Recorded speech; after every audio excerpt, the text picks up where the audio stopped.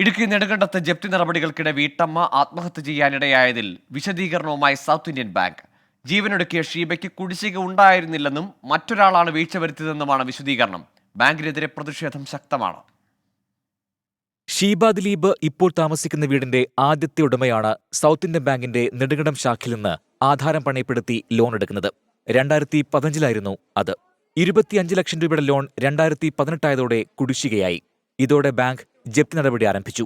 ഈ കാലയളവിലാണ് വായ്പക്കാരൻ വീടും സ്ഥലവും ഷീബയ്ക്കും കുടുംബത്തിനും കൈമാറുന്നത്.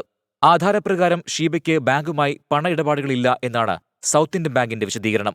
2023 ജപ്തി നടപടികളുമായി മുന്നോട്ടുപോകാൻ കോടതി അഡ്വക്കേറ്റ് കമ്മീഷണറെ ചുമതലപ്പെടുത്തിയിരുന്നു.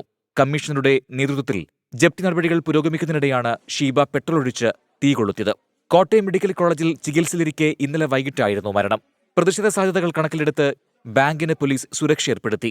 മരിച്ച ഷീബയുടെ മൃതദേഹം പോസ്റ്റ്മോർട്ടം നടപടികൾക്ക് ശേഷം ഇന്ന് ബന്ധുക്കൾക്ക് വിട്ടുനൽകും. 24 ഇടുക്കി.